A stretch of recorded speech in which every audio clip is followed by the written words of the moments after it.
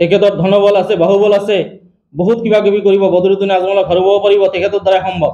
হ্যাঁ, কংগ্ৰেছ দলৰ কৰ্মকৰ্তাসকলে আমিও ভাবিছিলোঁ তেখেতৰ নিচিনা শক্তিশালী সংখ্যালঘু নেতা জিলাখনত আমাৰ লোকসভাত প্ৰাৰ্থী হিচাপে আহিছে, নিশ্চয় আমাৰ কাৰণে ভাল হ'ব। কিন্তু যি দেখিছোঁ বিগত দিনতকৈ অতিশয় দুৰ্বল কেণ্ডিডেট হিচাপে আত্মপ্ৰকাশ কৰিছে। তেনেকুৱাই মানে দলীয় নেতৃত্বে কিভাৱে ভাবিছে নাজানো, কিন্তু যিটো ছিষ্টেম দেখিছোঁ ইয়াত মানে মাছৰ তেলেৰে মাছ ভজাৰ নিচিনা হৈছে। যি আছে আমি কৰিব লাগে, আমি সব কৰি তৰি তেখেতক সাংসদ বনাই দিয়াৰ ব্যৱস্থা কৰিব লাগে।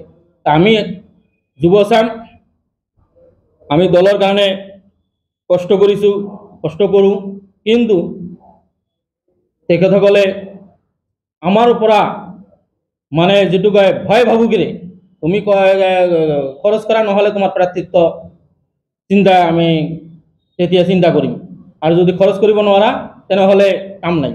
মানে এতিয়া এমপি জিকাই নাই, তাতে লুটপাট আৰম্ভ। হ্যাঁ, মানে স্পষ্ট কথা, মানে ইয়াত যোনে খৰচ কৰিব পাৰিব তেখেতৰ মূল্য আছে, আৰু য'ত খৰচ নাই তেখেতৰ মূল্য নাই। কিছুদিন আগত আমাৰ পঞ্চায়ত প্ৰতিনিধিসকলক মাতিছিলে, পঞ্চায়ত প্ৰতিনিধিসকলে জিলা পৰিষদৰ বৈঠকত আমাৰ জিলা কংগ্ৰেছৰ বৰ্তমানৰ সভাপতি আবিদুজ্জামান জুৱেল ডাঙৰীয়াই কৈছে যে পঞ্চায়তৰ নিৰ্বাচিত প্ৰতিনিধি আৰু যিবিলাক পৰাজিত হৈছে সবকে মাতি দিয়া হ'ব, দিয়া কৰা যায় নেকি? হয়, নহয় নহয়, সেইবিলাক পৰাজিতবিলাকক মাতি দি কি লাভ আছে? সিহঁতৰ পকেট নাই নহয়, যিবিলাকৰ পকেট আছে সেইবিলাকক মাতি দিয়ক। আমাৰ প্ৰাৰ্থী এইটো কথা হ'ব পাৰে নেকি?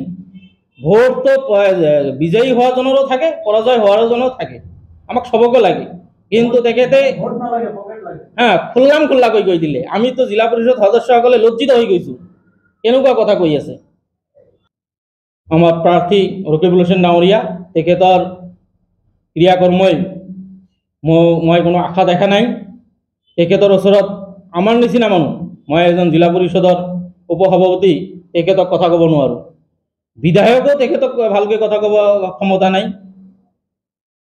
তো সাধাৰণ ৰাইজে, সাধাৰণ কৰ্মকৰ্তাই বা সাধাৰণ ৰাইজে তেখেতক কেনেকৈ লগ পাব, কেনেকৈ কথা ক'ব, মই সেইটো লৈ চিন্তিত। এইটোতো মই ক'লোঁ হয়, আপুনি আগতে ক'লে যদিও, আৰু ইয়াত যাৰ ঘনবল আছে তেখেতৰ নেতৃত্ব থাকিব। বিগত দিনত পঞ্চায়ত নিৰ্বাচন আহিলে বা বিধানসভা নিৰ্বাচন আহিলে নিৰ্বাচন কেন্দ্ৰিক প্ৰাৰ্থিত্বৰ কথা চিন্তা কৰা হয়। এই লোকসভা নিৰ্বাচনতে প্ৰতিটো বিধানসভাত মানে কেইবাটাকৈ বিধায়কৰ পদৰ প্ৰত্যাশী বনাই লৈছে। তুমি কাম কৰা, তুমি পইচা খৰচ কৰা, তোমাক বিধায়ক বনাম। জিলা পৰিষদ কেণ্ডিডেট বনাইছে, পঞ্চায়তৰ সভাপতি, আঞ্চলিক, মানে য'ত যেনেকৈ কেণ্ডিডেট।